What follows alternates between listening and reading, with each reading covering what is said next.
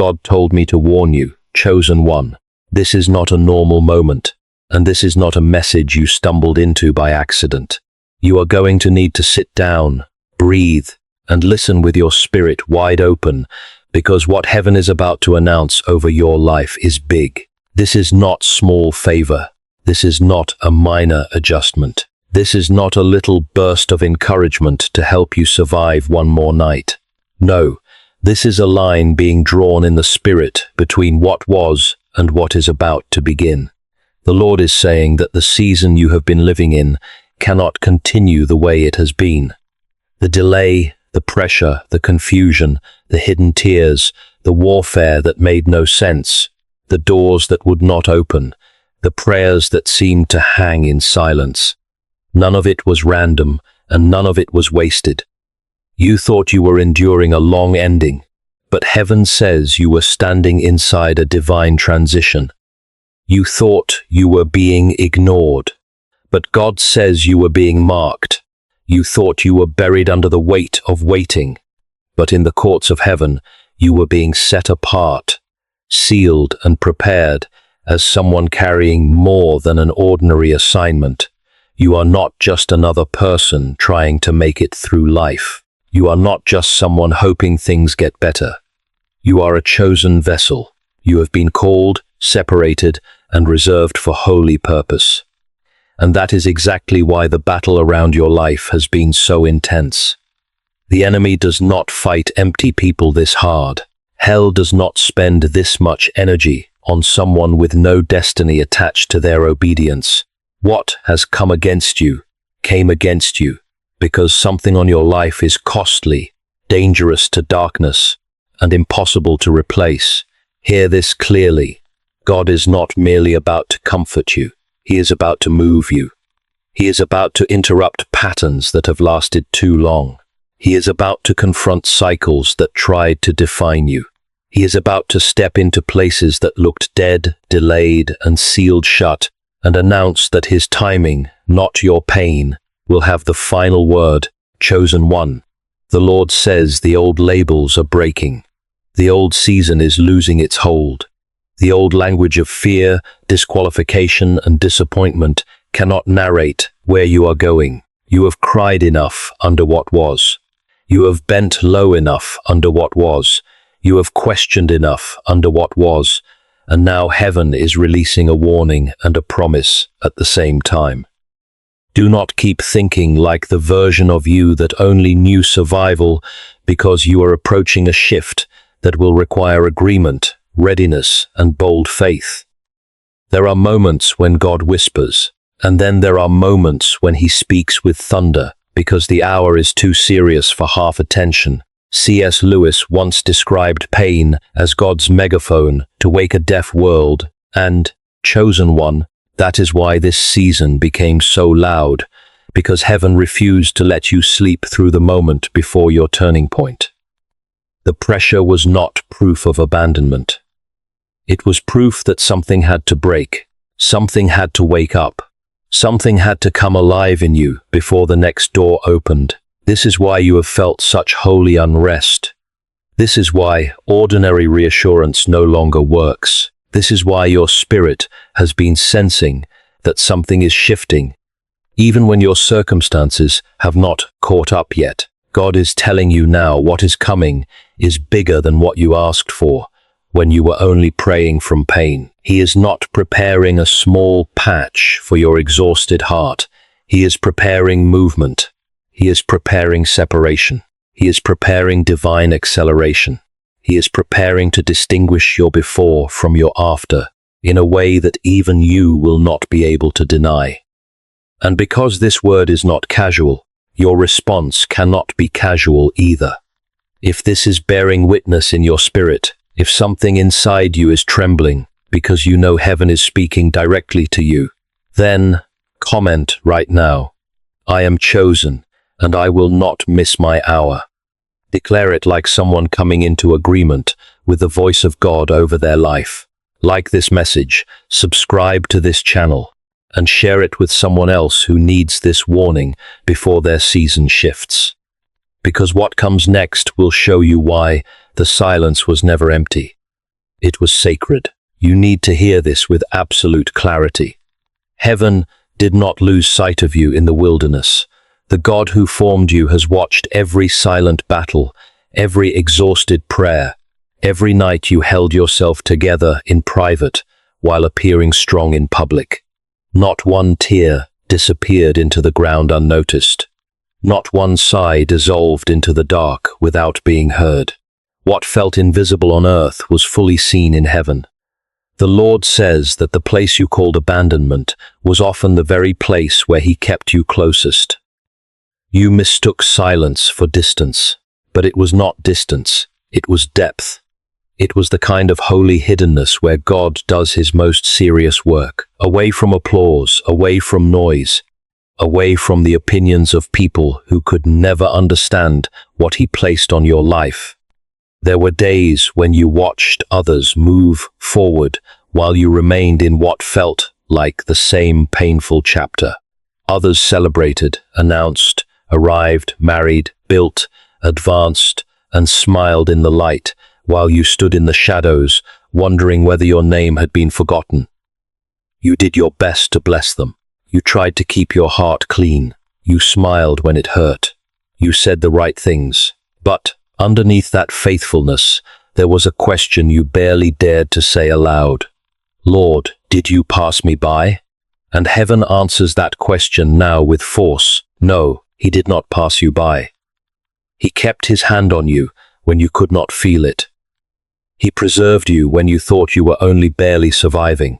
He hid you because what is marked by God cannot always be exposed too early. Look at Hagar in the wilderness. She was cast out, emptied, and left in a place that looked like rejection from every human angle. It seemed finished. It seemed harsh. It seemed like the story had narrowed into despair. But it was there, in that dry and desolate place, that the God who sees revealed Himself to her. He did not arrive too late. He arrived at the exact moment her strength ran out, and He opened her eyes to what had already been provided nearby. That is the word over your life. Right now, what you thought was the proof that everything was over may become the very place where God reveals what He had already prepared. The wilderness was not sent to erase you. It exposed your need, stripped away false security, and positioned you for an encounter you would never have had if life had remained comfortable. That is why this season hurt so deeply. The Lord was not dealing with the surface. He was touching the roots. He was confronting the places where you had tied your identity to outcomes, people, timing, and visible progress. He was teaching you to live under His gaze instead of human recognition. He was showing you that being hidden is not the same as being discarded. Being delayed is not the same as being denied. Being broken before Him is not the same as being abandoned by Him. In fact, some of the deepest evidence of His nearness appears when every earthly support is removed and His voice becomes the only thing holding you together. That is why your story cannot be measured by public milestones alone. Heaven measures differently. Heaven watches who keeps praying when nothing changes. Heaven watches who still bows when no reward is visible. Heaven watches who refuses to let bitterness take root when disappointment has every reason to harden the heart. And that has been your hidden offering. You were not doing nothing. You were becoming someone. You were being shaped into a vessel that does not collapse when external comfort disappears. You were learning how to hear God in dry places, trust Him in unanswered places, and remain faithful in unseen places. That kind of formation is expensive, and it does not happen in shallow seasons. It happens in the wilderness. It happens in the tension. It happens where pride dies and dependence becomes real. So no, heaven has not ignored you. Heaven has been dealing with you too personally, too carefully, too deeply to abandon you now. And if the wilderness has been this sacred, then what comes after it will have to carry a weight your old self could never have handled. That is why the next part matters, because the delay was never empty time. It was consecration. What you called delay, heaven called consecration. What you thought was a cruel pause was, in truth, a holy process. The Lord did not leave you standing still because he had nothing to say. He held you in place because he was dealing with things too deep to rush. You were asking for movement, but God was working on weight. You were asking for the door, but he was working on the person who would be able to walk through it without falling apart on the other side. This is why the season cut so deeply. It was not casual discomfort. It was not random frustration. It was surgery. It was the hand of God going beneath the surface, touching motives, fears, attachments, and hidden wounds that could not be allowed to rule your next season. Joseph is the pattern here. He was given a dream from God, but the dream did not carry him straight into fulfillment. First came the pit, then came betrayal, then came slavery, then came false accusation, then came prison. From the outside, everything in Joseph's life looked like contradiction. The promise spoke of elevation, yet the process seemed to speak only of confinement. The word God had given him pointed toward leadership, but every circumstance around him appeared to move in the opposite direction. Yet none of those dark seasons meant the dream had failed. They proved that heaven was taking the dream seriously. God would never place Joseph into a position of authority, while pride, immaturity, hidden wounds, and human impulses still remained untouched. The prison was never evidence of rejection. It was evidence of preparation. In the same way, what once felt like chains around your own life was often the mercy of God, refusing to release you before the appointed time. There were doors you desperately prayed would open, but they would have damaged you if they had.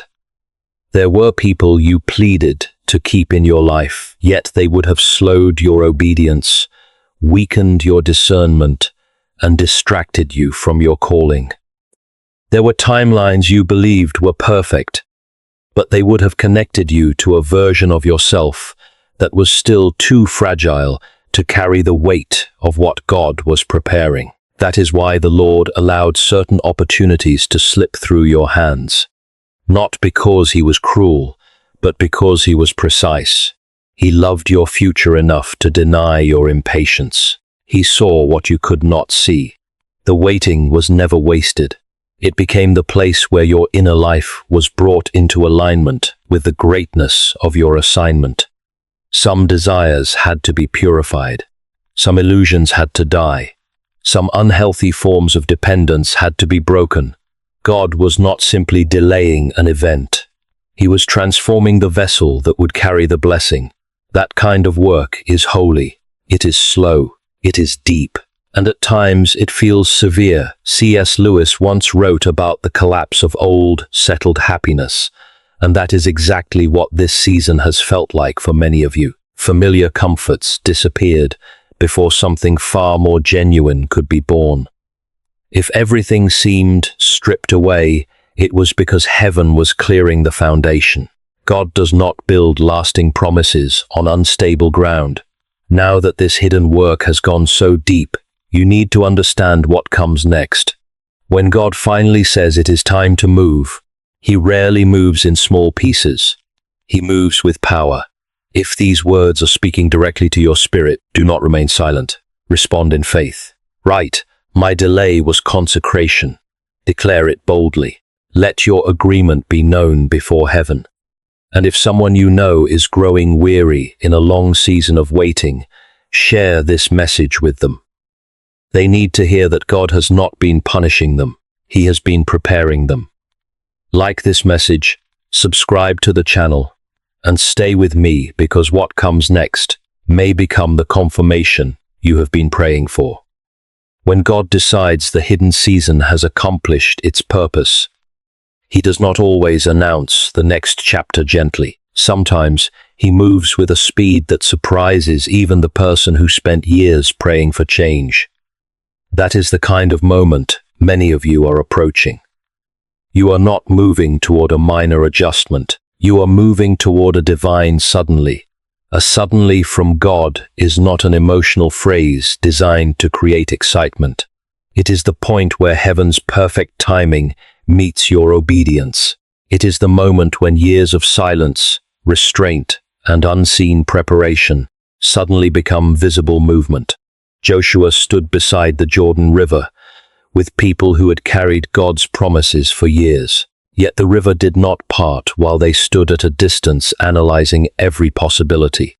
The waters moved only after the priests stepped forward in obedience. That is often how God works. He waits until faith becomes visible. He waits until obedience takes action. He waits until you stop demanding proof before moving and instead choose to move because He has spoken. This is why your next season will require a different version of yourself. Not the person who keeps negotiating with fear. Not the person who postpones every decision until uncertainty completely disappears. Not the person who says yes during prayer but no through daily actions. God suddenly does not come simply to inspire you. It comes to reveal whether your heart is ready to move at the speed of His instruction. That is why heaven has invested so much time preparing your heart. If acceleration had come too early, you would have mistaken it for pressure and run away from the very answer you once begged God to send. But now the Lord is teaching you how to recognize His movement when it appears, even if it arrives differently than you imagined. Your suddenly may come through one unexpected phone call. It may come through one conversation, one opportunity, one divine connection, or one simple instruction that changes the direction of your entire future. It may happen within days that what remained frozen for years suddenly begins to move all at once. That is not exaggeration. That is how God restores lost time. He can compress years of delay into one moment of divine release. But hear this carefully. When the door opens, you cannot remain frozen by memories of past disappointments. When the river parts, you cannot continue speaking as though it never will. When God says, "Now," you cannot answer Him using the language of your former season. That is why the wilderness taught you obedience under pressure. That is why the silence trained your discernment. That is why the delay exposed every hidden place where fear still held influence. Because once the suddenly begins, heaven will not slow down to match your hesitation. God is not preparing to tease you with possibilities. He is preparing to confront every voice that declared your life would remain stuck forever. Nowhere will that become more important than in the relationships connected to your destiny. What God is preparing is not shallow romance, temporary comfort, or an emotional distraction to ease your waiting. This is about covenant. This is about alignment. This is about discovering who will remain beside you when the weight of your calling becomes visible. That is why this area of your life has felt especially painful. You watched other people fall in love, build families, celebrate milestones, and enjoy the companionship you once believed would already be part of your own story. If you are honest, the deepest pain was not always loneliness. Often, it was confusion. You wondered why something that appeared so natural for others became such a battle in your own life. But the Lord is answering that confusion with truth. The delay was never proof that you were unwanted. It was proof that heaven refused to hand you over to someone who could not carry the assignment connected to your life. Ruth did not arrive in Boaz's field by coincidence. What appeared ordinary on the surface was divine orchestration underneath. God had already arranged provision, protection, timing, and covenant before either of them understood the full picture. The same pattern is unfolding in your own life. You are not being asked to chase what is truly yours. You are being prepared to recognize what God Himself has ordained. That requires far more than attraction. It requires healing. It requires maturity. It requires spiritual depth. The wrong relationship can do far more than break your heart. It can weaken your discernment, confuse your identity, drain your prayer life, lower your standards, and tie your future to someone who lacks the spiritual capacity to honor where God is leading you. That is why some relationships had to collapse. That is why certain almost relationships ended just before becoming serious. That is why some doors closed so suddenly that they left you stunned. It was not always punishment. Sometimes it was rescue. Sometimes it was God's mercy, removing what your emotions were willing to tolerate, but your destiny could never survive. The Lord is not writing a hurried love story. He is protecting a covenant strong enough to endure spiritual warfare, purpose, sacrifice, obedience, and glory. He is not merely preparing someone who will admire you. He is preparing someone who can stand beside you, pray with you, build with you, endure with you, and remain faithful when obedience becomes costly. While God has been shaping your heart, He has also been working in theirs. He has been confronting their immaturity, exposing unhealthy patterns, purifying motives, and teaching them what love becomes when it is surrendered to God instead of driven by personal need.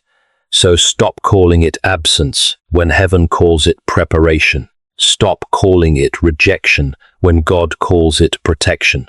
The delay has been significant because the covenant attached to your life carries eternal value. If God has guarded this area of your story so carefully, then understand something even greater. His restoration was never intended to stop with relationships alone. If this message is speaking to your heart, respond with faith. Write, God is guarding my covenant, or declare, I will not settle for less than God's will. Let those words become your public agreement with what heaven is accomplishing behind the scenes. Like this message, subscribe, and share it with someone whose heart has been wounded by broken relationships. They need to know that some endings were never rejection. They were rescue. Stay with me because what comes next reaches beyond relationships. God is about to speak over every area of your life. This word does not stop with love because heaven is not restoring one corner of your life while leaving everything else in ruins. God is rebuilding the entire structure. He is touching your finances, your health, your calling, your work, your daily provision, and every quiet place where you have wondered whether anything will ever move again. Some of you have been grieving over relationships. Others have been grieving over unpaid bills, exhausted bodies, delayed careers, and dreams that once burned brightly, but now seem buried beneath survival. Yet the Lord declares that none of those places have escaped His attention. None of them have been overlooked in heaven. Every closed door has been seen. Every delayed promise has been measured. Every weak area remains under the hand of God. Think about the widow of Zarephath. She was not living in abundance. He preserved your hunger for truth. He preserved your ability to recognize when something was not right. He preserved your future from being swallowed by the season that tried to define you. That is why this is not the hour to speak like a defeated person. This is the hour to recognize that the very thing which once looked immovable is beginning to collapse. The net is tearing. The weight is lifting. The intimidation is breaking. The spiritual atmosphere is changing. What once fed on your confusion is now starving in the light of revelation. What once stood over your life like a shadow is being driven back by the hand of God. This is not wishful thinking. This is the reality of spiritual confrontation. Once truth is received, false power begins to weaken. Once clarity enters, manipulation loses its grip. Once identity is restored, control begins to fail. Once a soul refuses to partner with fear, fear starts losing its dominion. That is why your discernment matters so much right now. That is why your refusal to fall asleep spiritually matters so much in this season. That is why your decision to believe God above every old pattern matters now more than ever. Every time you reject the old script, you take strength away from what tried to imprison you. Every time you declare, "This is not my ending," you reclaim ground. Every time you refuse to bow to hopelessness, you break another link in the old system. C.S. Lewis understood a profound truth in Mere Christianity. He explained how our repeated choices quietly shape who we become. That insight fits this season perfectly, because the trap tried to shape you into a smaller version of yourself through repeated fear, repeated delay, and repeated disappointment. It wanted to train your reflexes until retreat felt wise, self-diminishment felt safe, and low expectations seemed mature. But God is reversing that formation. He is rebuilding courage where fear tried to settle. He is restoring expectation where disappointment tried to become your belief system. He is teaching your soul to stand upright again. That is why this battle feels different now. You are not simply enduring it. You are outgrowing it. You are not merely surviving pressure. You are being separated from the identity that pressure tried to create. When that false identity begins to crumble, everything changes. Your voice changes. Your posture changes. Your prayers change. Your standards change. Your discernment changes. Your tolerance for what dishonors and drains you begins to disappear. You stop begging for access where you were only being managed. You stop mourning things that were never meant to remain. You stop calling captivity loyalty. You stop calling fear wisdom. You stop calling delay humility. Instead, you begin to recognize that freedom requires a different language, a different agreement, and a different posture of the heart. That is exactly what is happening now. The trap is losing its power because you are no longer feeding it through unconscious agreement. You are waking up.